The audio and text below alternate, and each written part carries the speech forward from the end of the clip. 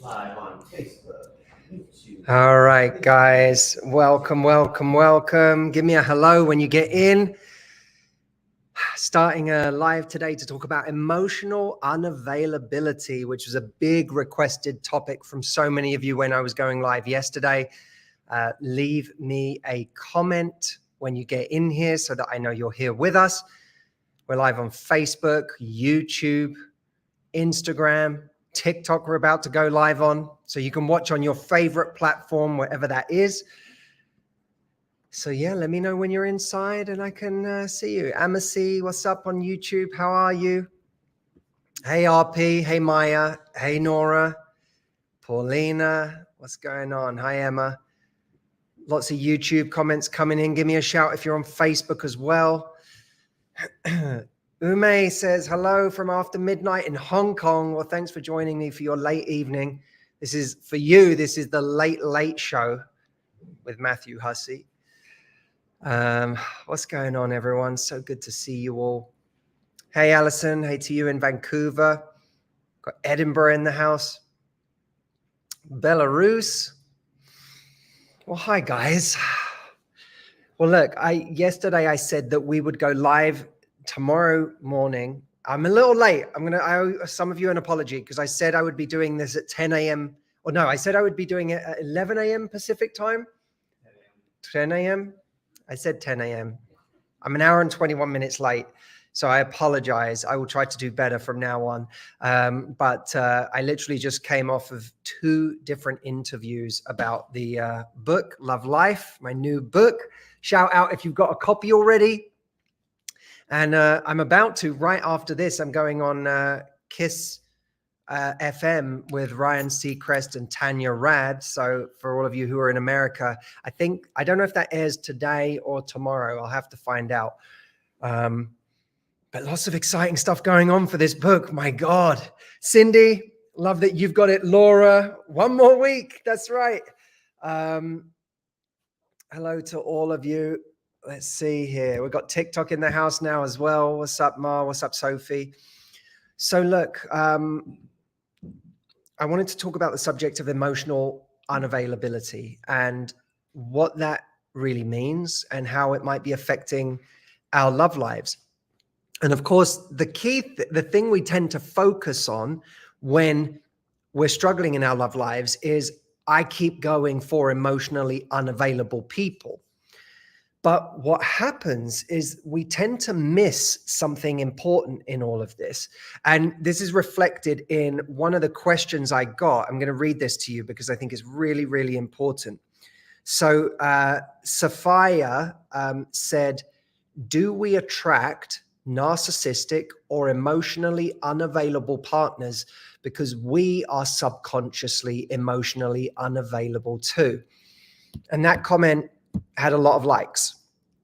So who here has a pattern of attracting or being attracted to emotionally unavailable people, but with some time and some self-reflection, you have come to wonder if the reality is that you yourself are in some way emotionally unavailable, and that's why you keep attracting people like this?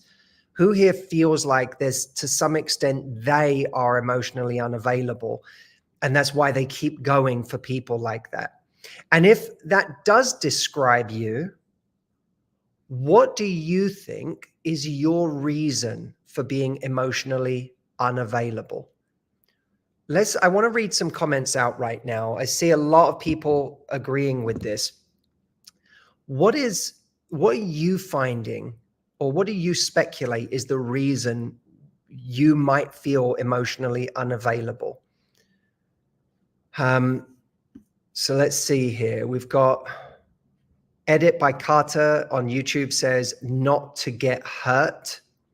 Yeah, that's really interesting. So how many people relate to being emotionally unavailable because they themselves don't want to get hurt? Danny T says, in my case, I'm the one who is unavailable. Josh says, don't want to open up because I feel shameful for some stupid reason. Lisa, yep, just figuring it out. Scared. That's really interesting. Me, Arij says, because I was abandoned as a child, so that's the only form of love I know. So what you're saying, Arij, is that that person who's unavailable is familiar to you, painful, but familiar. And that's why you keep gravitating back to it. Paulina says, because it's scary. Yeah. Becky says, scared to be disappointed again. We were just talking about this earlier, weren't we, Celia? This idea that people who have been disappointed a lot can become emotionally unavailable because they just can't take another disappointment. So you end up distancing yourself from feeling anything because you know that anytime you felt something in the past, it's just too painful. You feel you just end up getting disappointed again. So eventually you just go, you know what? I'm going to shut down. Yeah. Sarah, past traumas and not being used to meaningful relationships. Let's talk about that for a moment. Not being used to meaningful relationships. When someone isn't available to us, when someone either is difficult or they are untrustworthy or they're inconsistent, we can do a lot of we can participate in those relationships and all the while distract ourselves with complaining about what that person is like, about the fact that they're not capable of having a real relationship, about the fact that they're not giving us what we want. We tell ourselves if we could only get this person, then everything would be okay. And often, and some of you will have had this experience, when we finally get that person, we find that we're not as interested, or that it feels like something is wrong, or it doesn't feel how we thought it would feel. And it's because the whole time it was never really about them. It was about this chase that was making us feel like this was important. It was about the distraction of this person, distracting us from our real feelings about life, about love, or our difficulties in being vulnerable. Being with this person it distracts us, it monopolizes our attention. Meanwhile, by the way, when we see healthier love around us, we tend not to pay attention to it, because healthy love requires something different from us. When someone isn't making us chase them the whole time, they're actually asking us questions about ourselves. They're actually curious about us. They're like, so tell me about you. Like, what are you interested in? Or what are you all about? Like, what do you think about life? What do you think about this? What do you think about that? Who are you? When someone is healthy, they actually want to know us. And someone wanting to know us can make us have to actually be vulnerable. Anytime you're chasing people who are unavailable, there is a kind of being authentic doesn't attract people who are unavailable. Not in the same way. You can be performative and play games and attract someone who is unavailable. But authenticity is not required for attracting someone who is unavailable. Does that make sense? But when someone is available, that requires authenticity on our part to really engage with that person. And authentic is something a lot of us are terrified of being. It's why so many people opt for cynicism instead. It's why so many people opt for sarcasm all the time instead, which can feel like a form of cynicism, right? I'm going to be sarcastic, because if I'm sarcastic, I might make you laugh, or I might put myself in control, but I never really have to show you myself. There's this fear of, if I really show who I am, you're not going to want me, you're not going to be attracted to me, or I just don't know how that's going to go, because maybe I never feel like I've really been who I am, at least romantically. Maybe I'm not even sure who I am. Maybe I'm terrified I will not be accepted. So when we're in that place, Joanna, I see you on TikTok saying, but why do we chase unavailable people? In your case, you said, why do we chase unavailable men? There are multiple reasons. There's not one reason, but one of the reasons is because we ourselves haven't actually decided what's valuable to us in a real relationship. We haven't ever sat down and gone, what's the kind of relationship I really want? Let me be intentional about this. And when we've never been intentional about that, when we've never really thought about that, we just get attracted to the superficial things. And we get drawn in by people who are really good at putting forward the superficial things. Often they're very unavailable people, right? So they're people who lack authenticity themselves. So in having not really decided what we want, the kind of values we want in a relationship, the way we want to be treated, we keep going. We just get distracted by superficial qualities and then we start chasing them.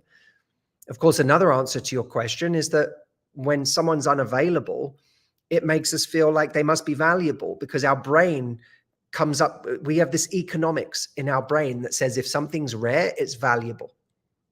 Here's a phrase I want you to write down: diamonds and air. Diamonds and air. Which is more valuable, diamonds or air?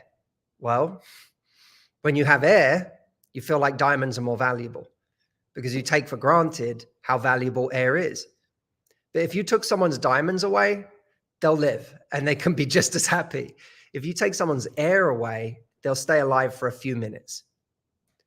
There's no comparison between the value of diamonds and the value of air, not even close.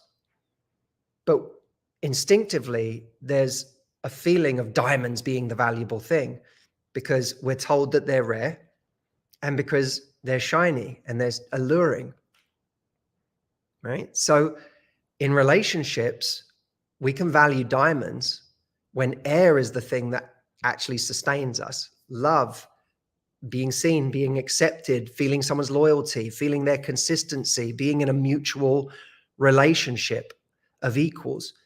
But diamonds, they feel exciting, they feel sexy, they feel shiny. That's the thing that pulls us in a certain direction. And when someone makes themselves rare, when they're unavailable, they feel more like diamonds. Oh, they're rare. Oh, they're hard to get. That must be a reflection of their value. When in fact, it's a complete non sequitur. Someone being unavailable doesn't make them more valuable. That could just be a mind trick, right? Just because someone's hard to get, it doesn't mean they're more valuable. Something we often realize when we get someone who's hard to get. We realize, oh, it was all just a mirage. But we want them when we feel like they're rare because their rarity makes them feel like they're super valuable. And of course, when we don't feel worthy and someone is running in the other direction, we think, oh, well, of course they're running in the other direction. I'm not great. I'm not worthy. I'm not good enough. So if they don't want me, that's also a reflection of their value. When someone wants us, some of us get turned off because we're like, you want me? I'm nobody. I've got nothing. I'm not worthy. So if you want me, there must be something wrong with you, right? You don't want me? You're onto something. That's how a lot of us feel. So we chase after people who don't want us or who are acting like we're disposable because we think it must be a reflection of their value. And of course, if someone did turn to meet us, we'd actually have to have a real relationship with them. And a real relationship is what many of us are not prepared for. We're not prepared for someone to sit in front of us and truly get to know us, for us to truly be who we are, and to risk being accepted or not accepted for who we really are. But when we're worried we're fucked up and we've got all these problems and we're not good enough, what makes it, instead of confronting those things and those feelings about ourselves, we go chasing after somebody who behaves badly or is difficult or is hard to get, because then we can go and tell all of our friends they're so annoying, they're so difficult, they're not ready for a real relationship. When the truth is, there's a big part of us that's not ready for a real relationship, which is why we keep chasing this person in the first place. This person allows us, I think of it as like the No, it's like Jerry Springer dating.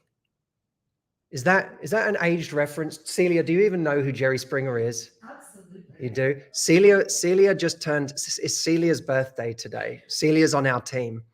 And Celia, come show everyone your sweater. I love the fact that you're wearing a Love Life sweater right now. I'm going to give everyone out there a piece of advice I gave Celia today. This is Celia, everyone. Oh, Hi. rocking the Love Life sweater. So by the way, everyone is trying to get their hands on these right now, and we do not sell them because we are not a merch company. We literally got them made up for our team because we love them. And we wanted to do something special for a few team members. But for those of you who want this sweater right now, if you get a copy of the book at lovelifebook.com, this link right here, if you get a copy of the book, you're automatically entered into, as long as you put in your receipt number on the page, you're entered into a prize giveaway where we're giving away, what are we giving away, Celia? There's a 1-to-1 with you. We're giving away, that's the grand prize, is a 1-to-1 with me. Retreat tickets, we're giving away free retreat tickets. We're giving away some Love Life sweatshirts. So these sweatshirts that Celia is wearing, this is the only place we're giving them, is as a giveaway to a few people who have got a copy of the book. We're also giving away some Love Life t-shirts, some signed copies of the book. So if you haven't got your copy yet, go and get a copy at lovelifebook.com and enter your receipt number on that page, and you'll be entered into those giveaways. Also, a live event we're doing on the 4th of May called Find Your Person, which everyone who buys a copy of the book is invited to. You get a free ticket to this event with us, and you can claim your ticket on that page, lovelifebook.com. Even if you don't buy the book on that page, go to that page and use your receipt number from Amazon, Barnes & Noble, or wherever you buy it. As long as you get a physical copy of the book, or if you're international, a Kindle copy. The audio book doesn't count. So if you already have the audio book, grab a physical copy as well so that you're entered into all of this. But earlier today, Celia's birthday today. So everyone, please wish her a giant happy birthday. And Celia's, you just turned 28? 28. Celia was like, I feel so old. And I was like, Celia, I'm going to give you a piece of advice that you'll never forget. I was like, you can only say that to people who are younger than you. You can't say that line to people who are older than you. It will never go down well. So always save that line for younger people. I was like, you're telling me you're so old. I'm nearly 10 years older than you. What does that make me? I feel so young today now. Yeah. No, you're welcome. You're welcome. Wait, but what was the thing I was even going to say to you? There was something I was going to say to you that you were over there for. It wasn't just a Love Life sweater. It was, guys, you have to help me. Where was I before? Where was I before? I can't remember. Someone's got to help me. There was a point I was going to make with Celia, who RP says, hey, old lady. Yeah. Let's get her back for making the rest of us feel old. Oh, that's it. Okay. The point I was going to make was Jerry Springer dating. And that's Jerry why Springer. I know Jerry Springer. All right, fine. Not fine. too young. Well, Jerry Springer dating is a term I coined this morning where, when we watch, I've never really watched Jerry Springer, but anytime, it was always clear to me that the reason that we watch Jerry Springer is because we can point at the people on that screen and be like, look how fucked up they are. And I think that there is that effect that goes on in our dating life where we date someone who we perceive to have more issues than us, or we date someone who we think truly isn't available in a very obvious way. And we get to point at them with all of our friends and go, I'm ready for a relationship. They're just screwing me around because they're unavailable. Like, what's wrong with this person? We get to point at them, but we don't ask ourselves, why is it that I am even giving time to a person like this in the first place? What is going on with me that I am giving time to these people? And that's really important to ask ourselves. What's going on with me that I keep giving time to these people? And what is it distracting me from? What kind of authentic relationship that I would have to participate in is this distracting me from?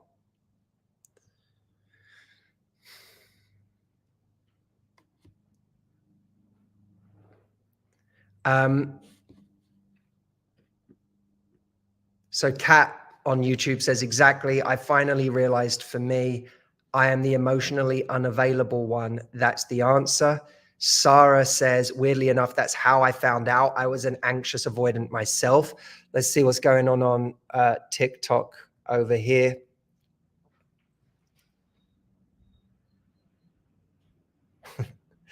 There's some funny comments going on.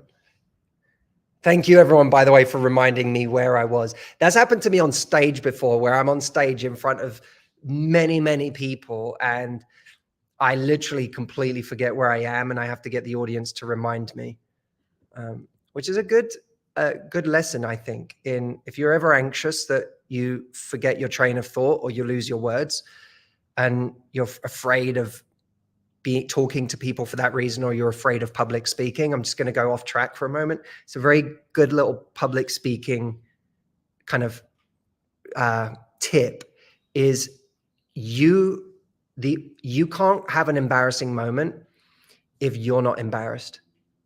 Does that make sense? If you're not embarrassed, if you just say, oh man, where was I? I forgot my train of thought. Someone help me. Then it's no longer an embarrassing moment. It's just you having a moment where you lost your train of thought. But if you feel like the world is swallowing you up in that moment, and you're like, I can't believe it, I'm on a live in front of all these different platforms on TikTok and Instagram and Facebook and everything else, and I forgot what I was going to say, this is so embarrassing. If you take that meaning on, then it becomes incredibly embarrassing. If you're just like, oh, I forgot my train of thought, where was I? And then you involve people, and you're like, if you involve the audience, help me understand, where was I? Help someone remind me. All of a sudden, you're just bringing everyone in on it. So that's a nice little way to get over social anxiety and fear of public speaking, if those are things that you suffer from. So emotional unavailability. Have we really decided what it is we want? So that we don't keep just getting distracted by shiny things. Tell yourself someone's not more rare and someone's not more valuable just because they're rare, just because they feel exclusive. It doesn't make them more valuable. Certainly doesn't make them more valuable to me, because someone's valuable to me if they understand me. Someone's valuable to me if they see me. Someone's valuable to me if they invest in me. But we have to start living by that, instead of rewarding people who are unavailable. And again, if we are using unavailable people as a distraction from ourselves, then we have to start saying, what's the kind of relationship I really want deep down? I want an authentic relationship where I feel truly accepted. What I really want is acceptance. Okay. I can only get acceptance if I am truly vulnerable. What does vulnerability look like? Well, it might not immediately look like me, bearing my soul to someone I've just met, especially if I'm out of practice at being vulnerable. But it might mean me in little ways choosing to let people in a bit more. Me choosing to be a bit more of myself. And me knowing that the only people who are really valuable for my life are the people that accept who I really am. So instead of worrying about turning people off, instead of worrying about not being perfect, I'm going to start worrying about making sure I find the special people in life who accept how imperfect I am and how awesome I am in spite of my imperfections. There's a great, anyone seen the film Good Will Hunting? It's just a great moment in that movie where Matt Damon's talking to Robin Williams, and he's saying, I think Robin Williams is trying to encourage him to go further with this woman that he's seeing. And he's like, why? So I can find out she's not fucking perfect. And Robin Williams looks at him and says, well, maybe you're perfect right now. And that's what you don't want to screw up. And there's something really interesting about that line, that what the therapist in the movie, Robin Williams, picked up on was that Matt Damon was saying he didn't want to get to know this woman better and go further with her because he would only end up realizing how flawed she was and therefore become turned off. But like he didn't want to ruin this perfect image he had of her.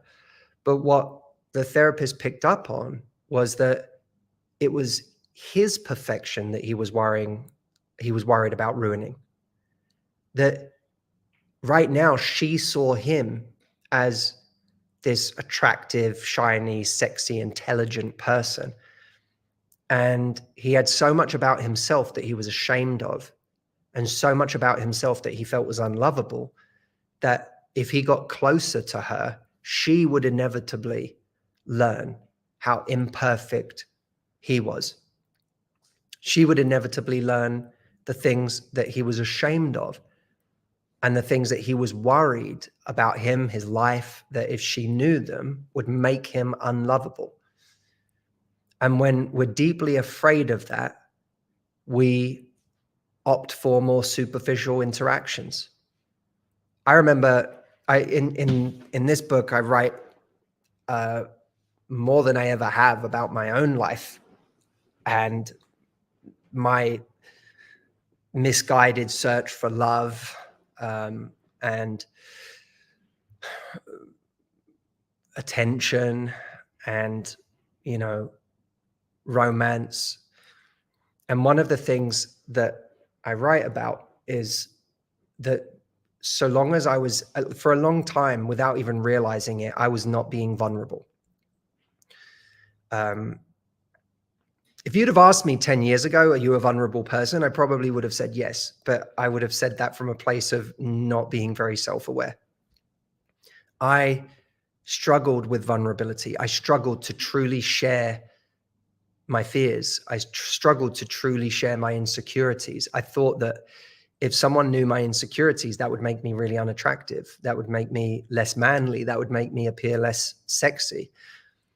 And so for so much of my love life, I dated in a way that allowed me to be heroic.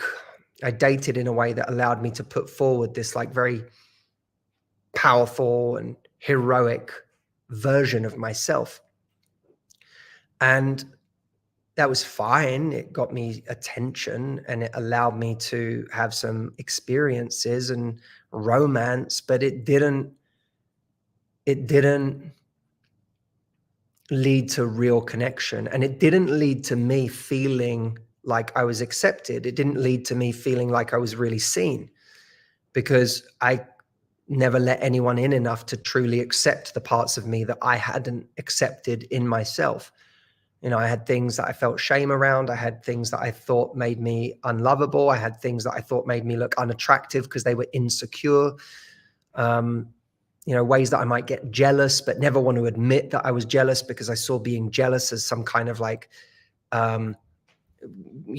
giving away of power, of feeling small, of feeling emasculated.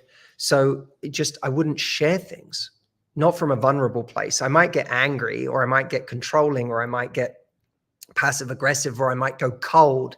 That was a key one of mine, is just go cold. Just how many people have that pattern?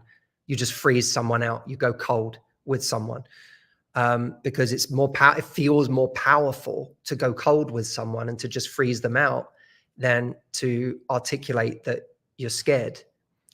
And that was a key pattern for me. I want to tell you this story real quick because it really sums this up. And then I have to go in a minute because we're going live on Ryan Seacrest's show on KISS.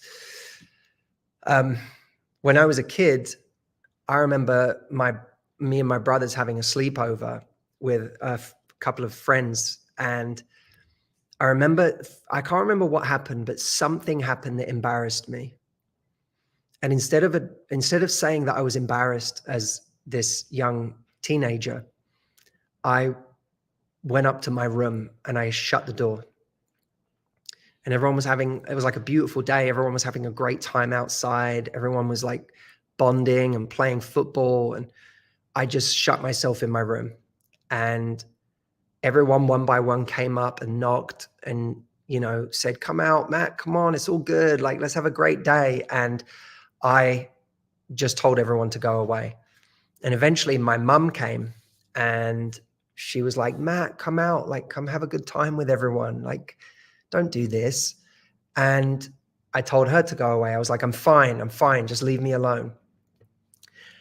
And eventually the evening came and my brothers said to me, we're going to go to Alex, my friend who was there. They were like, we're going to go to Alex's house tonight and carry on the sleepover. And we want you to come, like, come, let's go. It's going to be so much fun. And I said, no, like, go away. I'm fine. Just leave me alone. Go without me. And of course, the last thing I wanted was for them to go without me. Like, that was the worst thing for me, was this idea that they were going to go and have a great time and that I was denying myself that great time. I wanted them somehow to pull me out of it, but there was simultaneously nothing they could say to pull me out of it. Has anyone done that before? Like, deep down, all you want is for someone to say the right combination of words that calms you down and allows you to feel like you can express yourself in a loving way again. But you feel so protective at that time, your walls go up and there's like nothing they can say. And you can feel yourself in real time hurting yourself. I saw a comment just now on TikTok saying you punish yourself, and that's exactly right. And get this, they all went and had this amazing time. And in the morning they came back and they said to me, like, I remember the car pulling up, my brothers coming out and being like, oh my God, it was so much fun. We had the best time.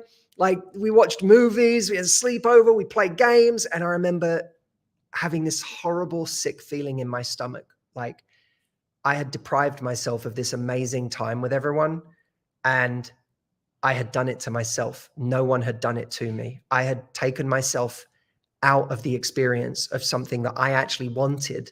All I wanted was love and acceptance and to be with everyone. And because I got embarrassed and felt ashamed and was too ashamed to just share how hurt I had been, I just froze everyone out. And I actually hurt myself. Wait, I didn't hurt anyone else. Not that they even deserve to be hurt. I hurt myself by taking myself out of this really fun situation with people that loved me. So I have had to, in my adult life, because I've seen situations in my adult life where I've done the exact same thing in dating. I felt insecure or I felt jealous about something. And then instead of sharing it, I pulled back and did the equivalent of locking myself in my room and telling everyone to go away. And as a result, I pushed people away. And that was a version of my emotional unavailability. And so instead of ever having to be that person, instead of ever having to be that weak person, a lot of the time I dated in situations that made me feel heroic and strong and adored. And I never had to confront any of those parts of me. So I hope that resonates with some people. I talk more about it in the book. I also talk about how to get out of a situation like that, how we can start to make ourselves available again, how we can be vulnerable again, how we can show up differently and what that really looks like. Because until we start showing up differently, until we remove these unconscious barriers to us finding love, we're always going to struggle to find our person. And we're going to find ourselves continuously drawn in by people who hurt us. I have to go because I have to go on radio right now to talk about the book. But if you haven't already, grab a copy of the book at lovelifebook.com. You grabbing a copy helps me spread the word about this book and help more people. I'm relying on you, my audience, to help me get this out there. Just you getting one copy helps me do that. So if you're someone in my audience who hasn't got their copy yet, it would mean the world to me, and it would be the greatest act of support for me for you to get a copy of the book. I'll keep going live. I'll keep delivering value for you. All I ask in return is that one day this week, if not right now, you grab a copy of the book. It would mean so much to me. So it's right there, the link, lovelifebook.com. shoot me a DM on Instagram letting me know you've got it, or post a story and tag me in it letting me know, or do a little video. I want to share some of those. I can't wait. Celia, let's look out for some stories of people who have ordered. Post it, tag us on Instagram, and we'll repost a bunch of those. But thank you so much, everyone. We're going to go live again this afternoon. I'll figure out what time and try and let you know in advance. I can't tell you right now because I know I'll break it. But at some point this afternoon, I'm going to go live again. So I look forward to seeing you then. Thank you. Gallbladder Healing on TikTok. You're buying it. Thank you so, so much. Sarah, your book is on the way on Facebook. Thank you. That means the world to me. And for anyone else who gets a copy today, thank you, thank you, thank you. All right, guys, I'm out. I'll see you later on today. Okay.